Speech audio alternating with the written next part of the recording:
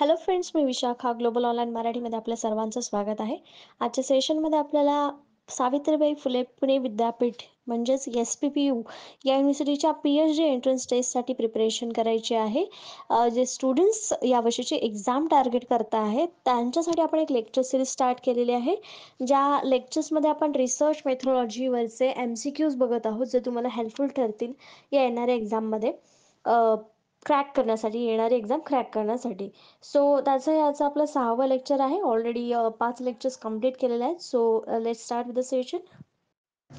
Session start करण्यापूर्वी एक important सूचना किंवा संधी आहे त्या स्टुडंट्ससाठी, जे स्टुडंट्स खरंच या एक्झामला क्रॅक करण्यासाठी टार्गेट करत आहेत त्यांच्यासाठी स्पेशल रिसर्च मेथोलॉजीवरती एक फुल कोर्स घेऊन आलो आहोत, जो तुम्हाला देणार आहे full mock test, full notes and live lectures, recorded lectures and MCQ PDF, जे तुम्हाला पूर्ण प्रिपरेशन करून देईल या एक्झाममध्ये क्रॅक होण्यासाठी. ज्याची फीस आहे ₹799. आपल्याला माहिती आहे 24 ऑगस्ट या एक्झामची डेट आहे. तर या एक्झाम डेटला टार्गेट करत हा कोर्स आपण कंप्लीट करणार आहोत विथ द प्रॉपर प्रॅक्टिस. फक्त दिलेल्या व्हॉट्सअप नंबरवरती मेसेज करायचा आहे आणि लगेचच तुम्ही कोर्सला जॉईन होऊ शकता आणि प्रिपरेशन सुरू करू शकता. तर लास्ट लेक्चरमध्ये आपण हे पहिले 3 पॉइंटवरती MCQs बघितले होते, पण ते कव्हर झाले नव्हते, म्हणून आज पुन्हा आपण या 3 पॉइंटवरचे MCQs बघणार आहोत. आजचा प्रश्न बघूया. पहिला, social science research dash dash problems, सामाजिक विज्ञान संशोधन डॅश डॅश समस्या. तर सामाजिक विज्ञानामध्ये समस्यांचं काय होतं हे आपल्याला सांगायचंय. ऑप्शन्स आहेत, एक्सप्लेन करतात म्हणजे सोशल सायन्स हे प्रॉब्लेम्स एक्सप्लेन करतं, की डायग्नोसिस करतं म्हणजे निदान करतं त्या प्रॉब्लेम्सचं, की रिकमेंड करतं की प्रॉब्लेम्स काय असायला पाहिजे सोशल सायन्स, का सोशल सायन्स हे प्रॉब्लेम्स फॉर्म्युलेट करतं, तयार करतं. तर यामध्ये आपल्या ऑप्शन्स पैकी करेक्ट आन्सर असणार आहे बी, डायग्नोसिस, निदान. म्हणजे सोशल सायन्स रिसर्च काय करतो, तो प्रॉब्लेम्सचं डायग्नोसिस करतं, निदान करतं. नेमका हा प्रॉब्लेम काय आहे, त्याचं मूळ काय आहे किंवा तो कशामुळे निर्माण झालेला आहे, यावरती सोल्युशन काय काढलं पाहिजे, याचं निदान जे आहे ते सोशल सायन्स रिसर्चचं करत असतो. तर सोशल सायन्स रिसर्च काय आहे ते बघूया आपण. Social science research is the activity of gathering, analyzing and interpreting information for a variety of social, economic, educational and political purpose. तर सोशल सायन्स रिसर्च जो आहे ती एक ॲक्टिव्हिटी आहे. कशाची? तर आपली जी माहिती आहे ती एकत्रित करण्याची, त्याच्यावर विश्लेषण करण्याची, त्याला योग्य प्रकारे विभागणी करून त्याचं विश्लेषण करणं. कशामध्ये? तर व्हरायटी ऑफ सोशल म्हणजे सामाजिक दृष्टिकोन वेगवेगळे किंवा समाजामधले जे वेगळेपण आहेत ते त्याच्यासाठी, किंवा आर्थिक घटकांसाठी, किंवा आपले जे शैक्षणिक घटक आहेत किंवा राजकीय घटक आहेत, हेतू आहेत, त्यांच्याबद्दलचे जे इन्फॉर्मेशन आहे ते गोळा करणं, ही ॲक्टिव्हिटी आहे सोशल रिसर्च म्हणजे, असं आपण सांगू शकतो. तर थोडक्यात काय, सोशल रिसर्च म्हणजे ॲक्टिव्हिटी आहे सामाजिक, आर्थिक, शैक्षणिक आणि राजकीय हेतूंची माहिती गोळा करण्याची किंवा त्यांच्याबद्दलची माहिती गोळा करण्याची. Social science research provides authentic information to the people that are scientifically proven so that end users can rely upon it. It also helps us to finding the solution to different social problems. The social science research आपल्याला काय माहिती देतं? एक authentic information देतं. म्हणजे अधिकृत माहिती ज्याला आपण म्हणतो, ती माहिती आपल्याला सोशल सायन्स देतं. कारण ते ऑलरेडी सायंटिफिकली प्रूव्ह असतं. जे आपण एंड युजर असतो त्याला ती माहिती विश्वसनीय वाटते किंवा विश्वसनीय असते. त्यावर तो व्यक्ती आपण म्हणजे रिले करू शकतो, विश्वास ठेवू शकतो, त्याच्यावर तो अवलंबून राहू शकतो. It also helps us to finding the solution in a different social problems. मग हे काय आहे? आपल्याला वेगवेगळ्या डिफरंट जे आपले प्रॉब्लेम्स आहेत त्याच्यावरती उपाय शोधण्यासाठी देखील उपयोगी येतात हे सोशल सायन्स रिसर्चेस. तर सोशल सायन्स रिसर्च मधलं एखादं एक्झाम्पल असं आहे की आपण जो सेन्सस दरवर्षी दर 10 वर्षांनी होत असतो, जनगणना ज्याला म्हणतो आपण, तो एक सर्वे रिसर्च आहे जो सोशल सायन्स रिसर्च मध्येच येतो. मग त्याचं माहिती काय आहे की लोकांची जनगणना होते, म्हणजे लोक किती रोजगार आहेत, किती शैक्षणिक आहेत, ही सगळी जी माहिती आहे ती त्या सर्वे रिसर्च मध्ये येते. आणि मग ती माहिती आपण कुठे वापरतो? तर एखादी योजना काढण्यासाठी किंवा एखाद्या ठिकाणी प्रॉब्लेम निर्माण झाला असेल, सोशल प्रॉब्लेम ज्याला म्हणतो, सामाजिक तंटा किंवा एखादा जातीय दंगली, अशा प्रकारचे जे काही प्रॉब्लेम्स होतात त्याच्यावरती उपाय शोधण्यासाठी मग या प्रकारचे सर्वे जे झालेले आहेत ते आपल्याला उपयोगी ठरतात. मग हे सोशल सायन्स रिसर्च कशासाठी उपयोगी पडतात आपल्याला, की डिफरंट प्रॉब्लेम्स वरती सोल्युशन शोधण्यासाठी. Other distinguishing characteristics of social science research includes, म्हणजे अजून वेगळी वैशिष्ट्य काय आहेत सोशल सायन्स रिसर्चची, तर collaboration with colleague to gather data and publish research. Research publish करताना याच्यामध्ये आपण कलिग सोबत कोलॅबोरेशन करू शकतो, म्हणजे एकत्रित माहिती दोघं जण एकत्र येऊन डेटा कलेक्ट करू शकतात, कारण ह्याचा सेम डेटा असणार आहे. त्यामुळे दोघं जण एकत्र करून देखील आले, एकत्र येऊन जरी त्याचा डेटा कलेक्ट केला तरी त्याच्यामध्ये काहीही बदल होणार नाही. Reliance upon raw data such as statistics, survey result, observation and interviews. त्याच्यामध्ये आपण रॉ डेटावर देखील विश्वास ठेवू शकतो, म्हणजे सांख्यिकी असो किंवा सर्वे असो, निरीक्षण असो किंवा इंटरव्ह्यू असो, तर या प्रकारच्या गोष्टींवरती देखील आपण अवलंबून राहू शकतो किंवा त्याला आपण विश्वास ठेवू शकतो. हे सोशल सायन्स रिसर्च कॅरेक्टरिस्टिक्स आहे असं आपण म्हणू शकतो. नेक्स्ट क्वेश्चन आहे सेकंड नंबरचा. The method by which a sample is chosen, एक पद्धत ज्यावर नमुना निवडला जातो. तर नमुना निवडीचा हा एक वेगळा प्रश्न आहे जो आपल्या या सेशन मध्ये आलेला आहे, पण आपण घेऊयात हा क्वेश्चन जो आहे की सॅम्पल चूजन करण्याचे सॅम्पलची एक पद्धत कुठली आहे आपल्याला दिलेल्या ऑप्शन्स पैकी. ऑप्शन्स आहेत युनिट, डिझाईन, रचना, रॅन्डम यादृच्छिक सेन्सस म्हणजे जनगणना. त्याचा करेक्ट आन्सर आहे सी, रॅन्डम यादृच्छिक. तर हा एक प्रकार आहे आपला सॅम्पल निवडण्याची एक मेथड आहे. रॅन्डम पद्धतीने आपण सॅम्पल निवडतो. रॅन्डम म्हणजे काय, एकानंतर एक किंवा कोणत्याही सेम व्यक्तींना 10 व्यक्ती समान आहेत, त्यातल्या 2, 3, 4 अशा व्यक्ती निवडणार. रॅन्डम व्यक्ती आपण निवडायच्या, म्हणजे ही एक सॅम्पलची मेथड आहे. तर आपला क्वेश्चन होता की कोणत्या सिंपलचा सॅम्पल निवडण्याची पद्धत आहे. तर आपला करेक्ट ऑप्शन आलं होतं सिंपल रॅन्डम सॅम्पलिंग जे आहे, रॅन्डम जी पद्धत आहे ती सॅम्पल निवडण्याची आहे. तर आपल्याला स्क्रीनवर दिसत आहेत दोन प्रकार आहेत, प्रोबॅबिलिटी सॅम्पलिंग आणि नॉन प्रोबॅबिलिटी सॅम्पलिंग. हे सॅम्पलिंगच्याच पद्धती आहेत. तर प्रोबॅबिलिटी सॅम्पलिंग मध्ये सिंपल रॅन्डम सॅम्पलिंग येतं, जे आपल्याला विचारलं होतं ऑप्शन्स मध्ये रॅन्डम सॅम्पलिंग पद्धत, ते आपलं आन्सर आलं होतं. तर ती रॅन्डम सॅम्पलिंग पद्धत काय आहे की it is a subset of statistical population in which each member of the subset has an equal probability of being chosen. याच्यामध्ये प्रत्येक मेंबरला सिलेक्ट होण्याची संधी मिळते किंवा जे सेट केलेले आहेत त्यातून प्रत्येक व्यक्ती म्हणजे सिलेक्ट होऊ शकतो, त्याला चान्सेस भेटतात की तो सिलेक्ट होऊ शकतो सिंपल रॅन्डम सॅम्पलिंग मध्ये. तर प्रोबॅबिलिटी सॅम्पलिंग मध्ये स्ट्रॅटिफाईड random sampling, systematic sampling, cluster sampling and multi stage sampling हे प्रकार पडतात.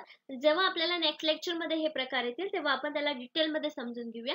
पण सध्या सिंपल रॅन्डम सॅम्पलिंग ही एक प्रोबॅबिलिटी सॅम्पलिंग मधली सॅम्पलिंग पद्धत आहे, ज्याच्यामध्ये इक्वल चान्सेस असतात प्रत्येक मेंबरला सॅम्पल म्हणून चूज होण्याचे. नॉन प्रोबॅबिलिटी सॅम्पलिंग मधले कुठले कुठले प्रकार आहेत, purpose sampling, convincing sampling, snowball sampling and quota sampling. तर हे आपल्याला लक्षात राहिलं पाहिजे. दोन मेन टाइप्स आहेत, जे आहेत प्रोबॅबिलिटी आणि नॉन प्रोबॅबिलिटी, आणि त्याच्यामध्ये मग हे सब पॉइंट्स किंवा सब टाइप्स असं म्हणू शकतो. नेक्स्ट क्वेश्चन आहे थर्ड नंबरचा. Basic conclusions without any bias and value judgement is dash dash. कोणताही पक्षपात न करता किंवा निष्कर्ष काढणे व मूल्य निर्धारण करणे म्हणजे काय. ऑप्शन्स आहेत ऑब्जेक्टिव्हिटी वस्तुस्थिती, स्पेसिफिसिटी विशिष्टता, व्हॅल्यूज मूल्ये, फॅक्ट्स म्हणजे तथ्ये. तर व्हॅल्यूज तर नसणार आहेत की कन्क्लुजन काढणं आणि जजमेंट करणं, याच्यामध्ये व्हॅल्यूज नाहीयेत, फॅक्ट्स देखील नाहीयेत. मग विशिष्टता किंवा ऑब्जेक्टिव्हिटी मध्ये आपला एक करेक्ट आन्सर असलं पाहिजे. मग कोणताही पक्षपात न करता एखादा निष्कर्ष काढणे किंवा मूल्य निर्धारण करणे म्हणजेच त्याच्यामध्ये एक खरेपणा असणे, वस्तुस्थिती जशीच्या तशी मांडणे. मी इथे आपलं करेक्ट आन्सर काय असणार आहे, ए, ऑब्जेक्टिव्हिटी वस्तुस्थिती.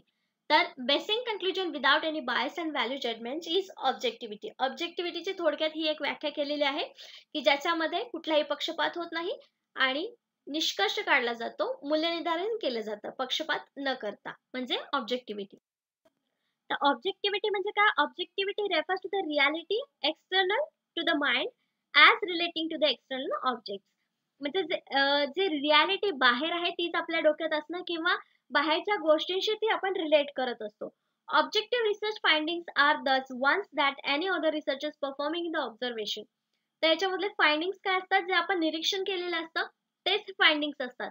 Or the same researcher using different methods कुड ऑल्सो अराइव्ड ॲट. म्हणजे जेव्हा दुसरा रिसर्चर त्याच विषयावरती किंवा त्याच वस्तूवरती रिसर्च होत असेल, तेव्हा त्याचाही रिझल्ट सेम येणार आहे, दुसरी पद्धत वापरून देखील. मग हे काय असणार आहे, त्या गोष्टीबद्दलची ऑब्जेक्टिव्हिटी असणार आहे किंवा वस्तुस्थिती असणार आहे. नेक्स्ट क्वेश्चन आहे 4th नंबरचा. Research is classified on the basis of dash dash and methods. संशोधन आणि पद्धतीच्या आधारे वर्गीकृत केले आहे. संशोधन डॅश डॅश आणि पद्धतीच्या आधारे वर्गीकृत केले आहे. तर कशा कशाच्या आधारे संशोधन हे वर्गीकृत केलं जातं हे आपल्याला सांगायचं आहे. त्याच्यामध्ये पद्धती हे एक आपल्याला ऑप्शन दिलेलं आहे, म्हणजे ऑप्शन सी जे आहे आपलं मेथडॉलॉजी ते तिथून कट होणार आहे. मग आपल्याला option purpose, intent and techniques या 3 पैकी आपल्याला करेक्ट आन्सर सांगायचा आहे, ज्याच्यामध्ये रिसर्च हा वर्गीकृत होतो. तर आपलं करेक्ट आन्सर आहे पर्पज, हेतू. Research is classified on the basis of purpose and method. तर हेतू काय आहे आपला रिसर्चचा आणि त्याच्या पद्धती कुठल्या कुठल्या आहेत, या दोन्हीवरती आपण वर्गीकरण करू शकतो.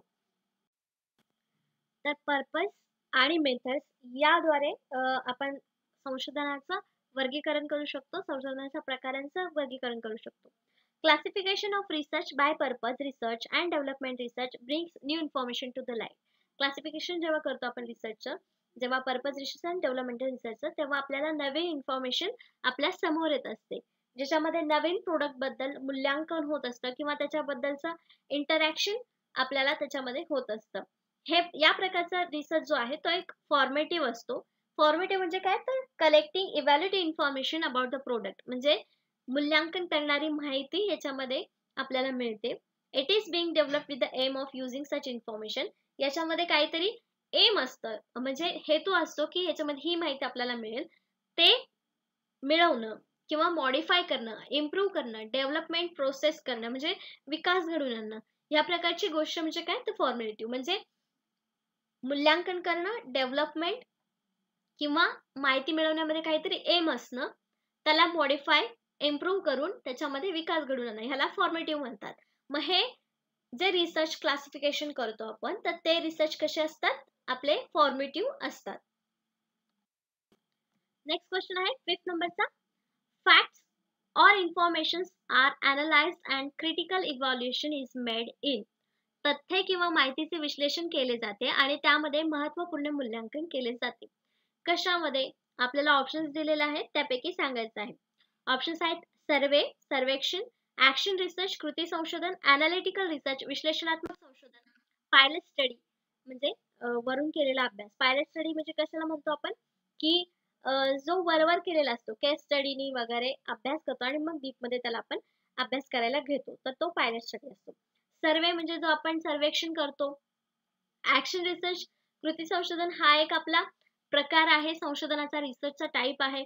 अनालिटिकल रिसर्च, विश्लेषणात्मक संशोधन हाही आपला एक संशोधनाचा टाईप आहे. तर यापैकी करेक्ट जे आन्सर आहे ते आहे ऍक्शन रिसर्च, कृती संशोधन. तर यामध्ये काय होतं, facts and information are analyse and critical evaluation is made.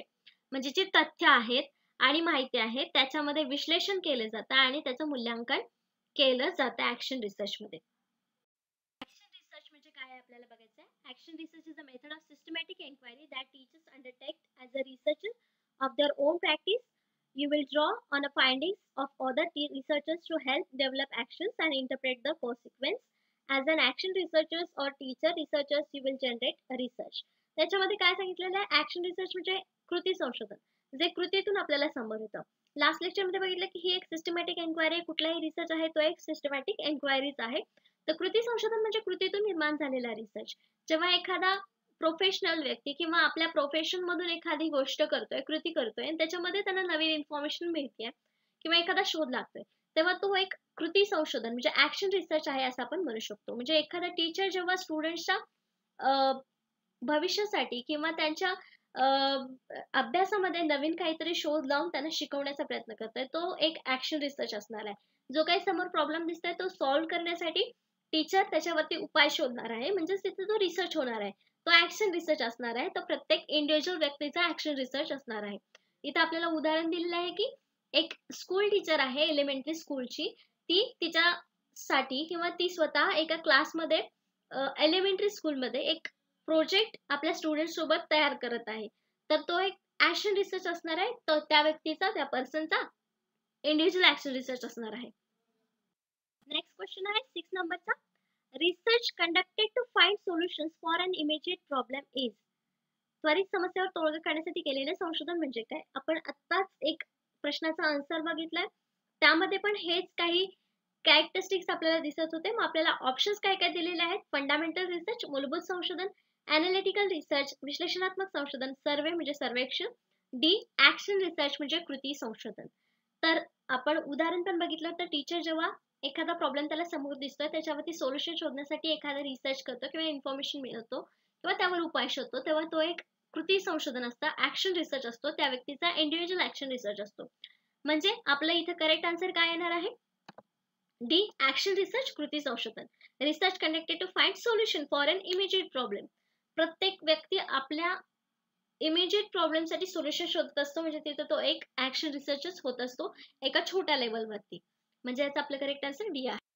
Action research is a philosophy and methodology of research generally applied in a social science. म्हणजे ऍक्शन रिसर्च ही जी एक फिलॉसॉफी आहे ती फिलॉसॉफी अँड मेथोडॉलॉजी आहे, पद्धत आहे, जी social science म्हणजे सामाजिक विज्ञानामध्ये वापरली जाते. It seeks transformative change through the simultaneous process of taking action and doing research. त्याच्यामध्ये काय चेंज होतात की दोन सायमल्टेनियस म्हणजे एकाच वेळी दोन प्रोसेस चालू असतात. Taking action and doing research म्हणजे जेव्हा आपण ऍक्शन घेत असतो तेव्हाच ती आपोआप दुसऱ्या साईडला रिसर्च तयार होत असतं. Which are link together by critical reflection. म्हणजे जसं की सांगितलं की एका वर्गामध्ये टीचरला एका स्टुडंटमध्ये चॅप्टर रीड करण्यामध्ये प्रॉब्लेम येतोय.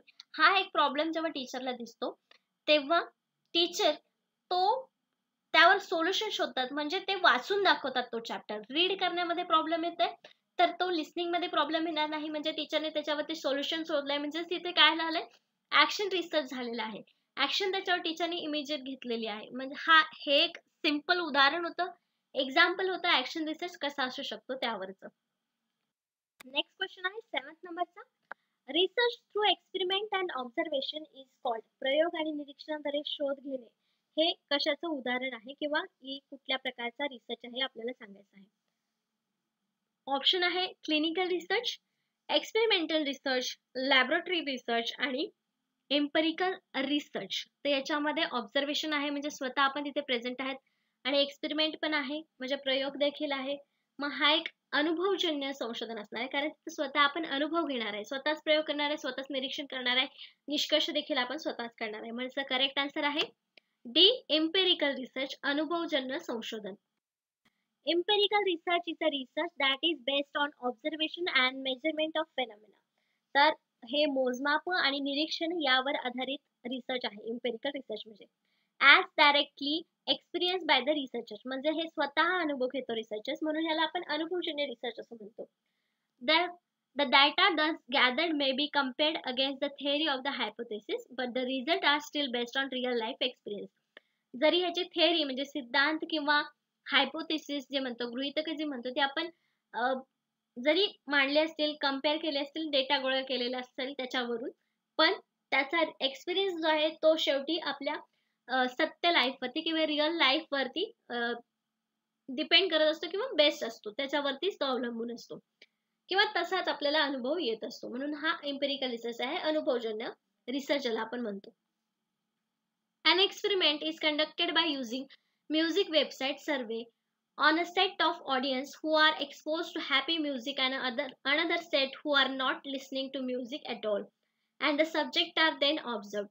The result derived from such result will give empirical evidence if it does not promote creativity or not.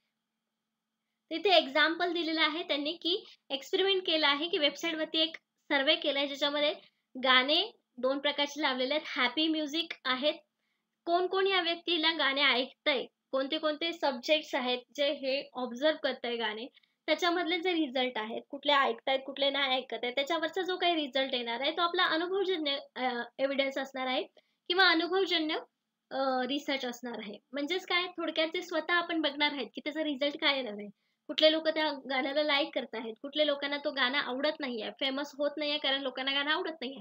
हा जो काही रिझल्ट येणार आहे तो स्वतः आपण अनुभव घेणार आहे, आपण स्वतः सर्वे करणार आहे, आपण स्वतः त्याच्यावरती बघणार आहोत. म्हणून हा इम्पेरिकल रिसर्च म्हणजे अनुभवजन्य रिसर्च आहे, संशोधन आहे असं आपण म्हणू शकतो. नेक्स्ट क्वेश्चन आहे 8th नंबरचा. What is the aim of research in education? शिक्षणातील संशोधनाचे उद्दिष्ट काय आहे? ऑप्शन्स आहेत help in personal growth in individuals, एखाद्या व्यक्तीला वैयक्तिक वाढीस मदत करणं. Help the candidate to become an eminent educationalist, उमेदवारास प्रख्यात शिक्षण तज्ञ होण्यास मदत करणे. Increase job opportunities of individuals, व्यक्तीच्या नोकरीच्या संधीमध्ये वाढ करणे. Increase social status of individuals, व्यक्तीच्या सामाजिक स्थितीत वाढ करणे किंवा वाढ होणे. तर मेन उद्दिष्ट याचं काय असायला पाहिजे? एखाद्या व्यक्तीचा व्यक्तिमत्व विकास वाढणे म्हणजे रिसर्चचं एम असावं का? नाही. फक्त व्यक्तिमत्वाचा विकास करणं हे त्याचं उद्दिष्ट असू शकत नाही. मग नोकरीसाठी रिसर्च करणं हे एम असू शकतं का? नाही.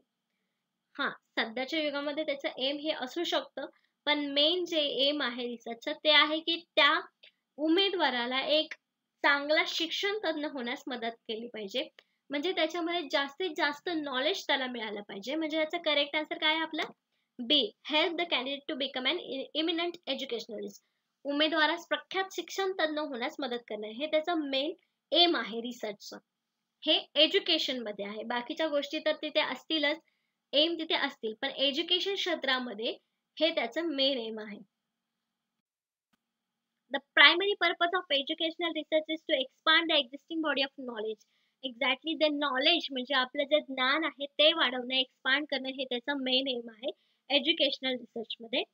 Bye providing solutions to the different problems, म्हणजे प्रत्येक प्रॉब्लेमला सोल्युशन देऊन हे रिसर्च करण्याचं मेन एम आहे नॉलेज वाढवणं. In pedagogy while improving teaching and learning practices, जसं की आपण कम्प्युटरच्या युगामध्ये टीचिंगच्या प्रोसेस आणि लर्निंगच्या प्रोसेसमध्ये प्रॅक्टिसेस करतो आहोत, म्हणजे आपल्या एज्युकेशन रिसर्चमध्ये आपण ज्ञान वाढवतो आहोत. हा मेन पर्पज आहे रिसर्चचा. Educational research also seeks answers to the question bothering on learning motivation, development and classroom management. तर असे वेगवेगळे क्वेश्चन्स आहेत जे आपल्याला एज्युकेशनल रिसर्चमध्ये म्हणजे निर्माण होतात. पण आपण एज्युकेशन मध्ये मेन पर्पज काय आहे तर नॉलेज एक्सपांड करणं किंवा नॉलेज मिळवून देणं. जी कॅन्डिडेट आहे, जी व्यक्ती आहे, तिला त्या विषयामध्ये तज्ञ बनवणं. तज्ञ नाही पण त्याच्याबद्दल नॉलेज सगळं निर्माण करून देणं. नेक्स्ट क्वेश्चन आहे 9th नंबरचा. Which of the following best suit for action research? तर ऍक्शन रिसर्चचे पहिले 2 क्वेश्चन आपण बघितलेले आहे. यामध्ये करेक्ट आन्सर आपल्याला आता लगेच मिळालं पाहिजे. ऍक्शन रिसर्च साठी खालीलपैकी कोणता सर्वोत्तम खटला आहे किंवा बेस्ट आहे या सर्वांमध्ये ऑप्शन्स पैकी? ऑप्शन्स दिलेले आहे. It is an applied research, हे एक लागू संशोधन आहे. It is a quantity research, हे एक सांख्यिक संशोधन आहे. It is a survey research, हे सर्वेक्षण संशोधन आहे. It is a population research, हे लोकसंख्येचे संशोधन आहे. तर याच्यातला करेक्ट आन्सर जे असणार आहे ते असणार आहे A. It is an applied research, हे एक लागू संशोधन आहे. तर हे याचा आन्सर का आलं? ऍक्शन रिसर्च म्हणजे काय आपण बघितलं, जेव्हा व्यक्ती एखादी इमिजिएट प्रॉब्लेमसाठी ऑप्शन शोधते, सोल्युशन शोधते, तेव्हा ते ऍक्शन रिसर्च इथे होतं. म्हणजेच ते लगेच अप्लाइड करण्यासारखं रिसर्च असतं. म्हणून हे एक अप्लाइड रिसर्च आहे असं आपण म्हणू शकतो. Applied research refer to the scientific study and research that seeks to solve practical problems. तर अप्लाइड रिसर्च म्हणजे काय? ते प्रॅक्टिकल प्रॉब्लेम सॉल्व करण्यासाठी मदत करतात किंवा ते निर्माण होतात. This type of research can be use in variety of ways. वेगवेगळ्या व्हरायटीज असतात, वेज असतात, त्यामध्ये हे यूज होऊ शकतं. For example, it is use to find solutions to everyday problems. म्हणजे हे जे आपल्या डेली लाईफमध्ये जे प्रॉब्लेम्स असतात त्याच्यावरती सोल्युशन शोधण्यासाठी देखील हे अप्लाइड रिसर्च असू शकतात. Cure illness and develop innovative technologies, जसं की उदाहरण त्यांनी दिलेलं आहे की क्युअर इलनेस म्हणजे आपला आजारीपणाचा एखादा आजार असेल किंवा बरं वाटत नसेल तेव्हा आपण त्याच्यावर काहीतरी उपचार शोधतो, ते अप्लाइड रिसर्च होतं. जेव्हा आपण बघतो की ताप आलेला आहे, अरे मी ही गोळी घेऊन बघतो, मला बरं वाटेल, मग हा आपला अप्लाइड रिसर्च असतो. त्या गोळीने आपल्याला बरं वाटलं म्हणजे आपला निष्कर्ष चांगला निघाला, ही गोळी माझ्यासाठी चांगली आहे ताप जाण्यासाठी. तो आपला अप्लाइड रिसर्च असतात. हे छोटे छोटे उदाहरण आहेत जे आपल्याला रिसर्चचे प्रकार समजण्यासाठी उपयोगी येतील. अप्लाइड रिसर्च आहे. अप्लाइड रिसर्च मध्ये कुठला प्रकार येणार आहे? मग कुठला रिसर्च येणार आहे तर action research. Action research is a applied research. Next question आहे 10th नंबरचा. The following are the features of good research student except. म्हणजे याशिवाय चांगल्या संशोधन विद्यार्थ्यांची वैशिष्ट्ये खालीलपैकी आहेत. चांगले संशोधन जे आहे त्याची वेगवेगळी वैशिष्ट्ये आहेत स्टुडंटसाठी. फक्त एक गोष्ट सोडली तर किंवा एक ऑप्शन सोडलं तर. आपल्याला ऑप्शन दिले आहेत, शुड बी रिप्लिकेबल म्हणजे प्रतिकृती योग्य असावे, should be systematic and objective पद्धतशीर आणि उद्दिष्ट असावं त्या रिसर्चचं, should be ethical and unbiased नैतिक आणि निपक्षपाती असावे, they should be unethical and biased म्हणजे अनैतिक आणि पक्षपाती असावे. तर पहिला ऑप्शन प्रतिकृती योग्य असावं म्हणजे त्याचं रिप्लिकेबल असावं, लोकांनी त्याचं अनुकरण करावं, हे चांगली गोष्ट आहे, एका चांगल्या रिसर्चची गोष्ट आहे. पद्धतशीर असावं, त्याचं उद्दिष्ट असो, कुठलीही गोष्ट करतोय तरी पद्धतशीर आणि उद्दिष्ट असणं ही गोष्ट चांगलीच आहे. नैतिक आणि निपक्षपाती हे तर कॅरेक्टरिस्टिक्सच आहे रिसर्चचं. मग चौथं जे ऑप्शन दिलेलं आहे ते आपल्याला सीच्या अपोजिट दिलेलं आहे की ते अनैतिक असावं आणि पक्षपाती असावं. मग असं जर असेल तर ते गुड रिसर्चचं फीचर असेल का? नाही. मग आपलं करेक्ट आन्सर इथे काय असणार आहे? बी. जेव्हा पण आपण क्वेश्चन वाचतो तेव्हा ते नीट वाचायचं की एक्सेप्ट दिलेलं आहे की कोणतं फीचर दिलेलं आहे हे आपल्याला सांगायचं आहे. मग एक्सेप्ट दिल्यावर आपलं करेक्ट आन्सर डी आलेलं आहे. Should be unethical and biased. अजून काय काय कॅरेक्टरिस्टिक्स आहेत गुड रिसर्चचे? तर research should B focus on priority problems. तर रिसर्चनी मेन प्रॉब्लेम्सवर फोकस केलेला असावा म्हणजे त्याच्या इश्यूवरती फोकस केलेला असावा, तेव्हाच त्याचा निष्कर्ष व्यवस्थित निघू शकतो किंवा सोल्युशन्स आपल्याला चांगले मिळू शकतात. The research should be systematic पद्धतशीर असावा, लॉजिकल असावा म्हणजे तार्किक असावा, research should be reductive, research should be replicable, research should be generative, research should be an action oriented. हे सगळे जे कॅरेक्टरिस्टिक्स आहेत ते आपल्या गुड रिसर्च आहेत. गुड रिसर्च जर हे सगळे कॅरेक्टरिस्टिक्स एका रिसर्च मध्ये असतील तर तो एक गुड रिसर्च आहे असं आपण मानू शकतो.